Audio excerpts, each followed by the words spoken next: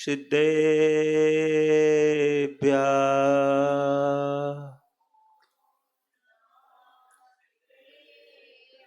मोक्षमार्गस्य नेतारं भेत्तारं कर्मभूभृतां ज्ञातारं विश्वतत्त्वानां वन्दे तद्गुणलब्धये वन्दे तद्गुणलब्धये वन्दे तद्गुणलब्धये। तोभ्यं नमोऽस्तु भवसागरतारिणाय तोभ्यं नमोऽस्तु भवदुःखनिवारिणाय अध्यात्ममूर्तिगुरुदेव नमोऽस्तु तोभ्यम् आचार्यवर्यशुभिशुद्धे नमोऽस्तु तोभ्यम् आचार्यवर्यशुभिशुद्धे नमोऽस्तु तोभ्यम् आचार्यवर्यशुभिशुद्धे नमोऽस्तु तोभ्यम्।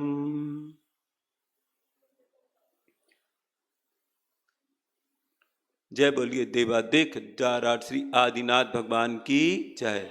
जय बोलिए देवादेव खज्जाराठ श्री चंदाप्रिय भगवान की जय। जय बोलिए देवादेव खज्जाराठ श्री शांतिनाथ भगवान की जय। देवादेव खज्जाराठ श्री पाशनाथ भगवान की जय।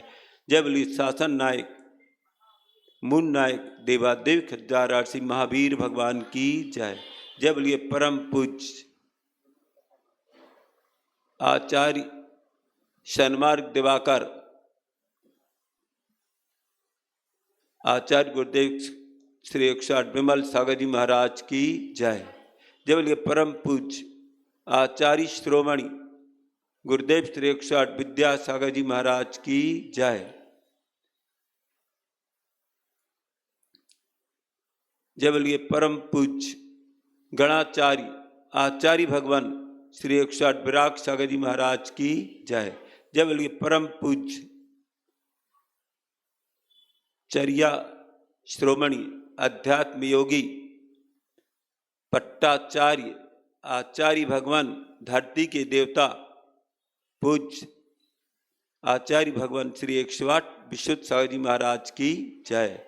जय बोलिए परम पूज्य प्रसन्न मनामुनि श्री 108 प्रणुत सागर जी महाराज की जय। 3 करोड़ करोड़ मुनि राजाओं की जय।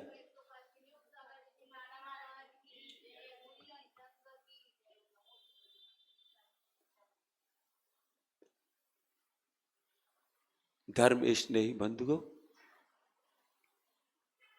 महान भाव, आज हमारा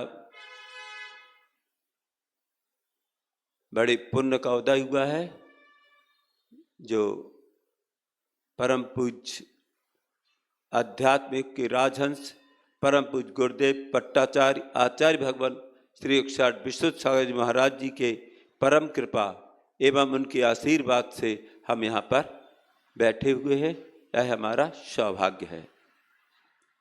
विमल गुरु को नित नमो, विमल गुणों की खान, गुरु विराग विशुद्ध को मन मंदिर में धार। गुरु विराग विशुद्ध को मन मंदिर में धार।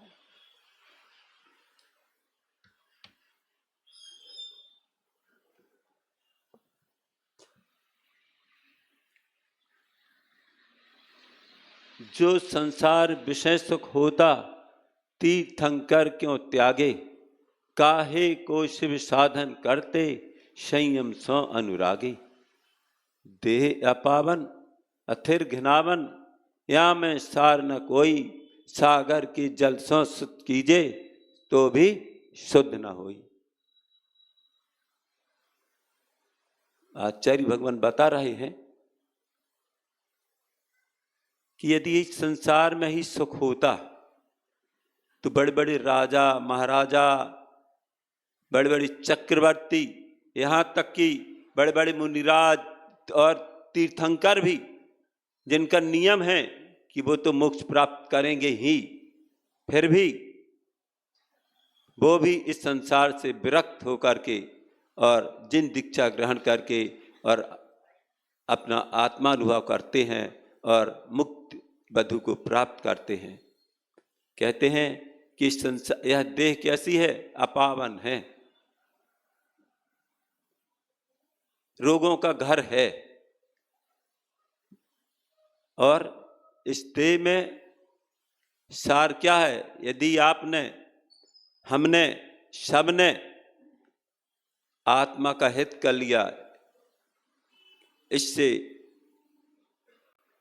संयम रूपी फुलवारी में पहुंच गए और उस संयम को अंगीकार कर लिया और तप आदि द्वारा अपना हित कर लिया, तो यही जीवन का सार है।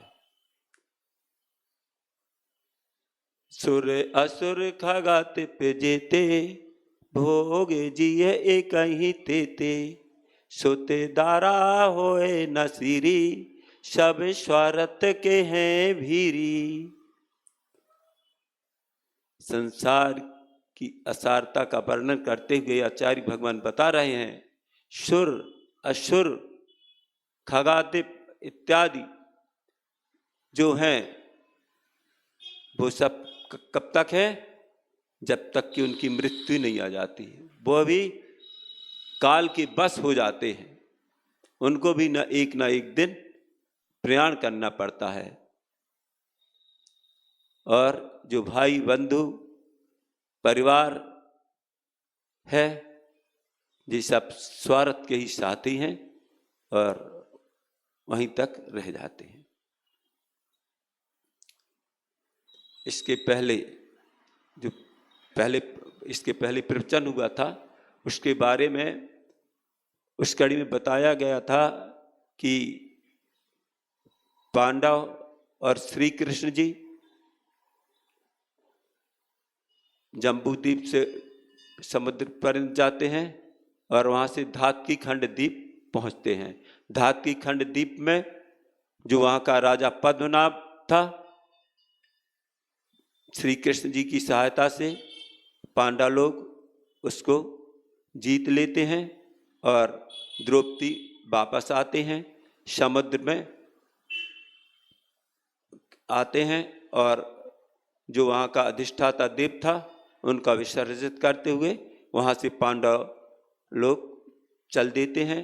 बीच में यमुना नदी पड़ती है, उस यमुना नदी से भी वो चल करके वापस आ जाते हैं और श्री कृष्ण जी द्वारका की ओर रवाना हो जाते हैं। और जो हस्तिनापुर का राज्य था वो श्री कृष्ण जी अभिमन्यु के पुत्र परीक्षित को वह राज्य दे देते हैं और पांडव लोगों से मथुरा जाने के लिए बोल देते हैं और पांडव लोग इधर मथुरा आ जाते हैं। अब एक दिन क्या होता है, द्वारका में रात सभा लगी हुई थी। उस रात सभा में श्री कृष्ण जी, बलदेव, बहुत से सभा मंत्री लोग और बहुत से लोग सभासद सब विराजमान थे। वहीं पर नैमी कुमार राजकुमार भी विराजमान थे और उस समय चर्चा चलती है वहां पर कि पराक्रमी कौन है। बल्कि पराक्रम के बारे में चर्चा चलने लगती है तो चर्चा चलते चलते वहाँ के जितने सभासद थे और भी लोग थे कि यहाँ पर श्री कृष्ण जी सबसे ज्यादा बलशाली हैं। कौन है कि नहीं? सबसे ज्यादा बलशाली कौन है?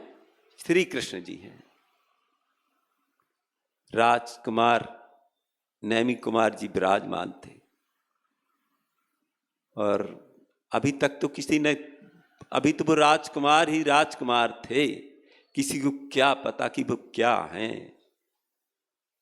वो वहीं से खड़े होते हैं, अपनी एक भुजा सीधी कर देते हैं और एक भुजा सीधी करने के बाद एक अंगुली, सिर्फ एक अंगुली टेढ़ी कर लेते हैं। उस टेढ़ी अंगुली को करने के बाद कहते हैं कि भैया जी चलो विनोद, बस विनोद विनोद चल रहा है उधर अभी तो सभा में विनोद पूर्वक। अब भाई भाई हैं, पूरा परिवार है, बैठे हुए हैं, आनंद मग्न है, सब लोग एक दूसरे से परिहास करते हैं। उन्होंने कहा भैया एक अंगुली श्री कृष्ण की ओर इशारा करके, भैया एक अंगुली जे है इसको भी टेढ़ी कर दो, बहुत सीधी कर दो। श्री कृष्ण जी सुन करके वहां पर आते हैं और जैसे ही वो अंगुली तो अंगुली है, उन्होंने कहा कितनी देर लगना है अंगुली सीधी करने। फिर श्री कृष्ण जैसे पराक्रमी, किसी की अंगुली सीधी करने में कितना टाइम लगता है, वो सीधे आए, अंगुली ली और जैसा ही अंगुली के छुआ वो तो टसकी मस नहीं हुई। फिर देखा और कोशिश की और कोशिश की, जितनी कोशिश थी सब कर ली, जितना पराक्रम था लगा दिया। उन्होंने थोड़ा सा अपनी भुजा को और ऊपर कर दिया, जैसा ही ऊपर कर दिया क्या हुआ, लटक गई थोड़ा सा और अपनी उंगली हिला ली। अब क्या था, धीरे से नीचे उंगली कर दी। इधर वो देखते हैं कि वास्तव में सभा चकित रह जाती है, आश्चर्य करने लगती है। छोटा सा कुमार, राजकुमार, नैमिक कुमार, और जो क्या थे भविष्य के तीर्थंकर, जिनके बल की कोई महिमा क्या गा सकते हैं, लोग आश्चर्यचकित हो जाते हैं। और ऐसा ही कुछ दिन और होता है। वो एक जगह उनके परिवार के लोग उनको जबरदस्ती कहते हैं चलो चलो भाई अपन लोग इधर आज नहाएंगे, उधर जाएंगे। वो चले जाते हैं उनके साथ।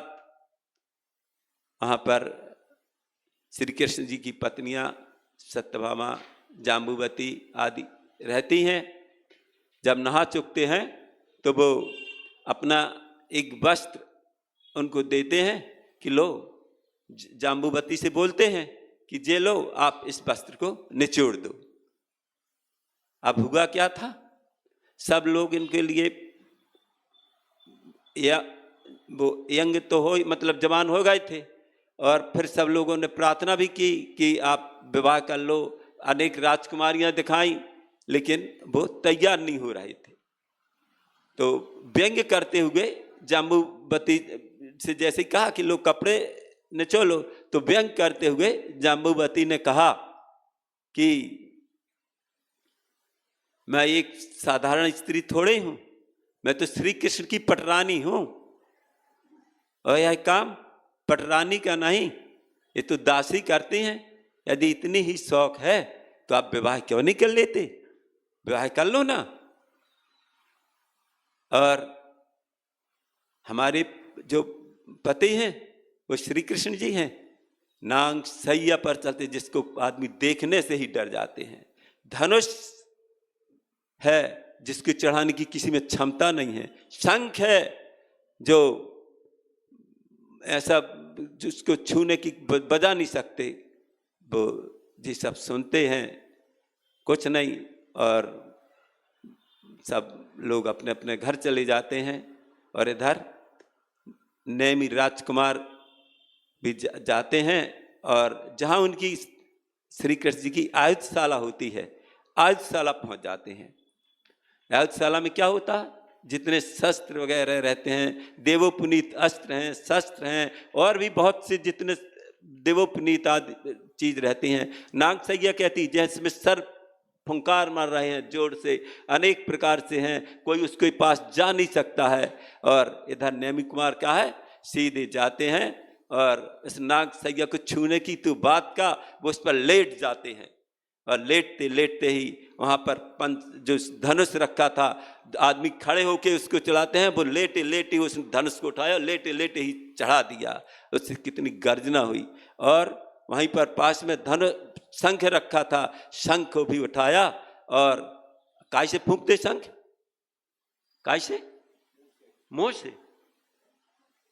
उन्होंने उठाया और उस शंख को लिया और नासिका से ऐसा शंख बजाया, ऐसा शंख बजाया कि बिल्कुल इतनी जोर से आवाज हुई कि लोग सुनते ही रह गए, अरे ये किसकी ध्वनि है।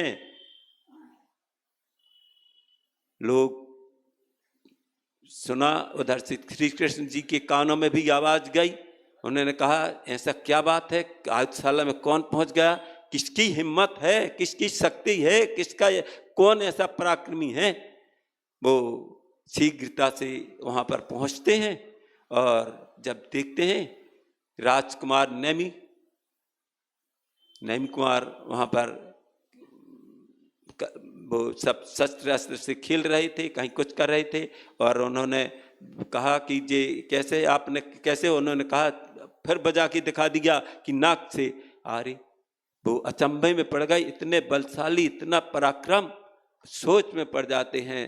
और इधर तो ये सब हो गया, उधर से प्रार्थना करते हैं श्री कृष्ण जी, उनसे बहुत निवेदन करते हैं कि ऐसा करो। मौका उचित पाते हैं, उनके पास होते हैं और मतलब परिहास में बोलने लगते हैं कि अब ऐसा करो, आपका बल पराक्रम तो देख लिया, बहुत अच्छा है, आप अच्छे पराक्रमी हो, क्यों नहीं आप शादी कर लेते हो, शादी के लिए अब आप योग्य हो गए हो।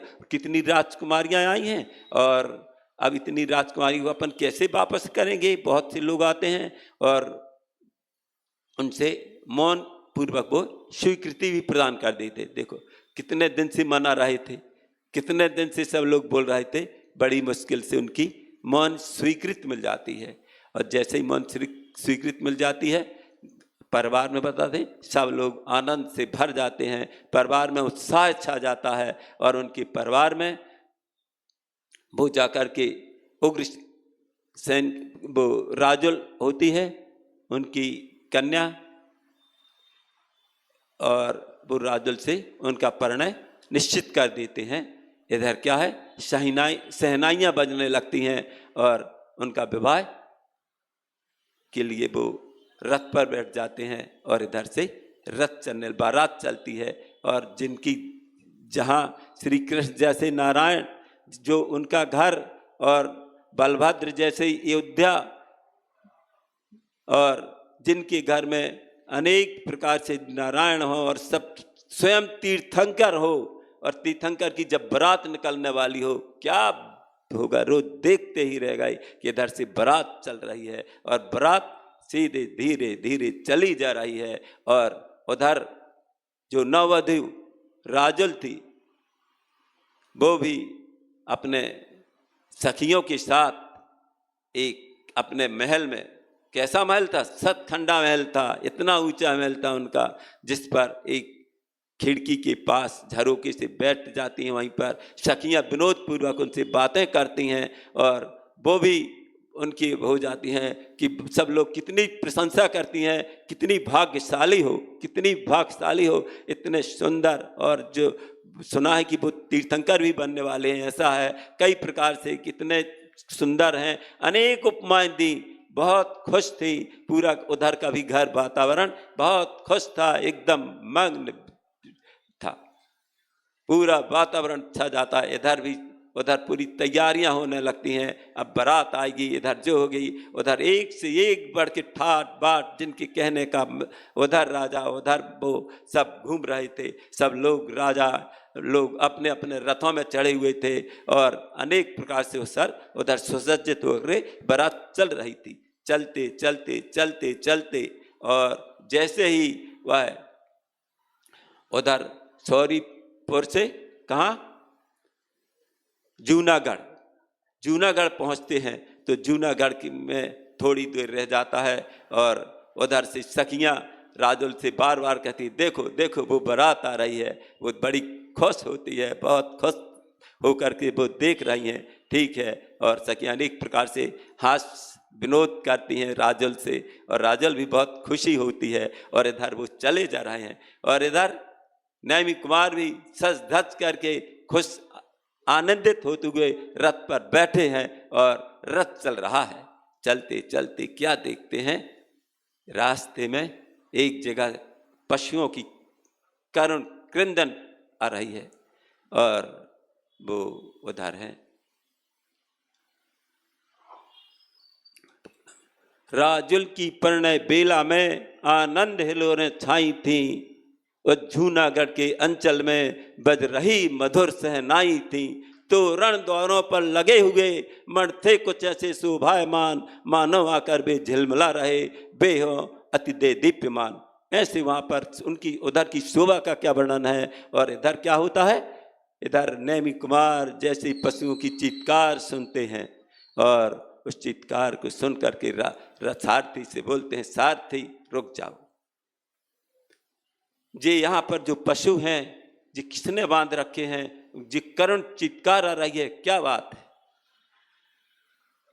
उधर वो उनकी करुण चीत्कार सुनते हैं और सारथी रथ रोक देता है, हाथ जोड़ करके खड़ा हो जाता है, निवेदन करते हैं, कहिए राजकुमार क्या आदेश है। नईम कुमार बोलते हैं, सारथी बस रथ रोक दो, अब आगे नहीं बढ़ेगा रथ। वो रथ से उतर जाते हैं और उतर करके जब उन पशुओं की चीत्कार देखते हैं, वहाँ पर हरिण भी हैं और अनेक पशु पक्षी हैं, खरगोश भी हैं और छोटे बड़े सभी प्रकार के पशु हैं, उनको देखते हैं और कहते हैं जी किसने करवाया ऐसा, कौन बांधे इनको, तो इनको जल्दी से खोलो, किस लिए इधर जे बंधे हैं, क्या कारण है। अब कोई बता देता है कि ये पशु हैं, जे इधर कुछ ऐसे भी लोग हैं जो मांसाहारी हैं, ऐसा है क्या, इसमें ये भी होता है, अनेक प्रकार से है। कुछ बहुत बाद में ऐसे लोग हैं कि जो इस प्रकार से करते हैं तो वो उनके हृदय की पुकार सुनते हैं और उनके मन में बड़ी दया उमलती है, कहने लगे कि ये है, और उनके हृदय में बैराग छा जाता है। पशुओं को फौरन निकलवाते हैं और कहते हैं इसको खोलो, और सब पशु उधर से निर्दयता पूर्वक चले जाते हैं और उधर से वो चले जाते हैं। इधर से इनके मन में पश्चाताप होता है कि क्या करुण करंदन, ऐसा संसार जे है इधर चल रहा, जबकि उधर कोई थे नहीं, किसी ने बोल दिया ऐसा, जबकि उस परिवार में और उधर जितने लोग थे सब अभक्ष के त्यागी थे, फिर बात क्या है, लेकिन किसी ने ऐसा बोल दिया।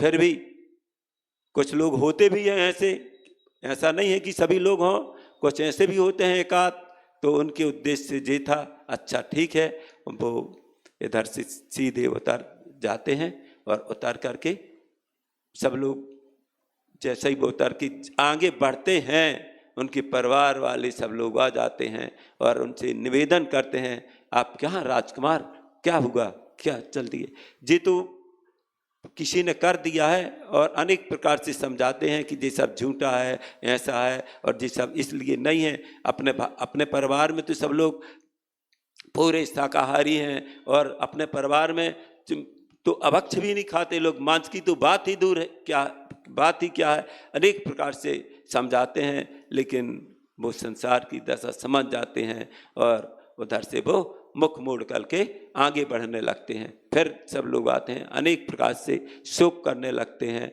और उधर से वो जाने लगते हैं। उधर उनके महल में जो अभी तक राजुल और उनकी सखियां देख रही थी कि वो आ रहे हैं और सखियां विनोद कर रही थी, उधर वो देखती हैं, अरे अचानक ही क्या हुआ, वो कैसे नीचे उतर गए, और नीचे उतर गए रथ से निकल उतर के जा रहा है, क्या बात है। फौरन राजुल के मन में शंका हो जाती है और वो भी अपनी किसी दासी से सखी से बोलती है कि जाओ मालूम करो बात क्या है, वो क्यों उतर गए। और इधर उनके मन में भय सा छा जाता है, किसी प्रकार एक आशंका आ जाती है मन में, और उधर नैम कुमार में राग छा जाता है। बस वो सीधे चले जाते हैं, वो देखते हैं कि यह सब भोग नश्वर हैं, ये सब क्या है। यदि अब वो देखते हैं जो संसार विशेष होता, तीर्थंकर क्यों त्यागे, काहे को सिर्फ साधन करते, संयम सो निरागे। बड़े बड़े पूज्य पुरुष हुए हैं उन्होंने भी यह सब छोड़ा है और इस सब छोड़ करके अपनी आत्मा को कुंदन जैसा बना लिया है और सोचते हैं हम भी अब इस अपनी आत्मा को कुंदन जैसा बनाएंगे और तप करके मुक्त वधु के पास पहुंच जाएंगे और मुक्त तपस्या अंगीकार करके हम सीधे वन की ओर जाएंगे और अपना आत्मा का उद्धार करेंगे। इस प्रकार से अब वो वन की ओर चले जाते हैं। इधर सब लोग देखते रह जाते हैं। और इधर भी एक छोटी सी बात थी, जिन्होंने ये सब किया था, जिस सब एक प्रकार का नाटक था। जो लोग ऐसे भी हैं कुछ जिनकी मन में होती है कि हम इतने बलशाली हैं, फिर भी ऐसा नहीं कि हमारा भी रात छिन जाए, कहीं ना कोई कुछ न कुछ होता है ऐसा। लेकिन फिर भी नेम कुंवर तो अवध ज्ञानी थे ही, वो सब समझ जाते हैं और वो सीधे वन की ओर चले जाते हैं और जाकर के गिरनार पर्वत की ओर पहुंच जाते हैं और गिरनार पर्वत पहुंच करके आप साधना में लीन हो जाते हैं। इधर वो सब देव आते हैं और उनकी प्रशंसा करने लगते हैं और आपने बहुत अच्छा किया। जो ब्रह्मेश्वर के देव आते हैं और वो उनकी प्रशंसा करते हैं और वो चले जाते हैं वापस और वो अपने तप में लीन हो जाते हैं।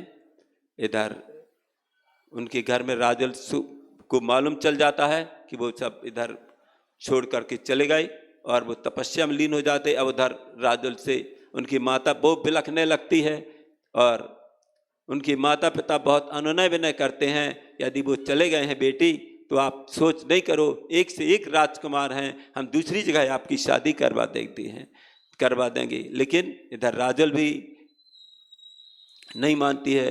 वो तो कहती है कि हमारा जिसके साथ संबंध तय हो गया, अब बस वो ही हमारे पति हैं और जिस राह पर वो गए हैं उस राह को मैं भी जाऊंगी और मैं भी वैराग्य ग्रहण करके उन्हीं के चरणों की अनुगामिनी बनेगी। और उन्हीं के चरणों की अनुगामिनी बनने के लिए वो भी कहती है अब मैं घर में नहीं रुकूंगी और उन्हीं के साथ जाऊंगी। इस प्रकार से वो भी कहती है।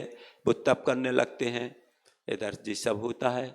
आगे क्या होता है, अब वो अपनी तपस्या में लीन हो जाते हैं और कुछ दिनों बाद समशरण लगता है और उस समशरण सभा में बलदेव श्री कृष्ण जी जाकर के भगवान को नमोस्तु करते हैं और नमोस्तु करने के बाद पूछते हैं अब उधर क्या है। नेम कुमार को वैराग हो गया था, केवल ज्ञान हो गया था, समशरण लग गया था और समशरण में वो प्रश्न करते हैं, हे भगवान आप बताइए कि द्वारका कितने दिनों की है और आगे जो और भी राजा हैं वो कैसे हैं, श्री कृष्ण जी हैं जी आगे क्या होंगे और क्या क्या होगा, द्वारका के भविष्य के बारे में पूछते हैं। वो उधर से समशरण में बतलाते हैं कि द्वारका 12 वर्ष बाद जलकर खाक हो जाएगी और जरत कुमार के द्वारा कृष्ण की मृत्यु होगी और किससे, जो उनके पास एक छुरी थी, बाण था, उसके द्वारा होगी और द्वारकापुरी का विनाश हो जाएगा। जब जिस सब सुनते हैं तो घर वापस आते हैं और वापस आने के बाद श्री कृष्ण जी सब वहाँ दर घोषणा कर देते हैं कि जिनके भी घरों में यदि कभी किसी भी प्रकार से मदिरा शराब आदि हो उसको फेंक दे। कठोर आर्डर है जी, बिल्कुल उनका, बिल्कुल कठोर, नहीं तो कठोर दंड मिलेगा। और जिन जिन व्यक्तियों को दीक्षा ग्रहण करना हो और जिन व्यक्तियों को श्रावक के व्रत पालन करना हो, मुनि व्रत पालन करना हो, बड़े आराम से जा सकते हैं। वहाँ पर प्रद्युम्न कुमार, अनिरुद्ध कुमार इत्यादि अनेक राजकुमार थे। वो संसार की लीला समझ जाते हैं और वो अनेक राजकुमार जाकर के भगवान की समोशरण में जाते हैं और दीक्षा ले लेते हैं। और बहुत सी राजबधुएं भी जाती हैं, वे भी आरिकाएँ दीक्षा लेती हैं और चली जाती हैं। और जो द्वारकापुरी में बहुत से लोग थे, बहुत से लोग जाकर के भगवान के पास जाते हैं और दीक्षा ले लेते हैं। उन्होंने घोषणा कर दी कि जिनको जिनको अपना कल्याण करना वो सब कर सकते हैं, हमारे लिए हम इधर से किसी को रोक टोक नहीं। इधर ये सब चलता रहता है। आखिरकार वो जो दीपायन मुनि थे, जब सुनते हैं कि 12 वर्ष बाद मेरे द्वारा इधर द्वारका का विनाश होने वाला है, वो मुनि बन गए थे। और मुनि बन करके उस कहते हैं कि जब हम इधर रहेंगे ही नहीं तो द्वारका का नाश कैसे होगा। वो उधर से मुनि बन करके बहुत दूर निकल जाते हैं। और बहुत दूर निकलने के बाद इधर जितने और भी लोग थे, जरत कुमार भी सुनता है कि जरत कुमार कौन था मालूम है आपको? जरत कुमार उनके भाई थे श्री कृष्ण जी के, और श्री कृष्ण जी के द्वारा है। और अभी इन लोगों को मालूम नहीं, जो बल होता है, नैमी कुमार जी के जिस समय वो गए तो लोग आश्चर्य करने, उधर एक दिन चर्चा चल रही थी कि वो कितने बलशाली है। वो दीक्षा ले ली तो जितना बल 12 मनुष्यों में जितना बल होता है उतना बल एक बैल में होता है, और 12 बैलों में जितना बल होता है उतना एक भैंसे में होता है, और 100 भैंसों में जितना बल होता है उतना बल, और जितना भैंसे में होता है उससे ज़्यादा बल घोड़े में होता है, और घोड़े में जितना बल होता है उससे ज़्यादा बल भैंसे में, 100 भैंसों में जितना बल होता है उससे ज़्यादा बल एक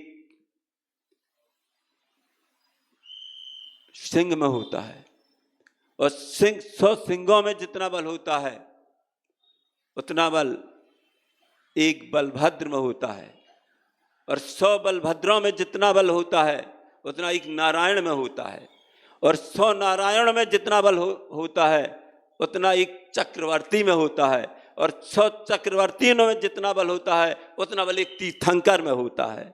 ऐसे तीर्थंकर बल के धारी पराक्रमी, जिनके बल की महिमा क्या, ये तो संग था, नांग सैया थी, वो तो साधारण चीज है। जिन्होंने अनंत, उनके चार अनंत सृष्टि, अनंत ज्ञान, अनंत दर्शन, अनंत सुख, अनंत वीर, ऐसे पराक्रम के धारी जिनके बल की उपमा का क्या वर्णन किया जाए, ऐसे भगवान विराजमान है समुद्र में। इसके बाद आचार्य महाराज जी का प्रवचन है, इसके बाद आगे कड़ी अगले प्रवचन में। बोलिए 11 महावीर भगवान की जय।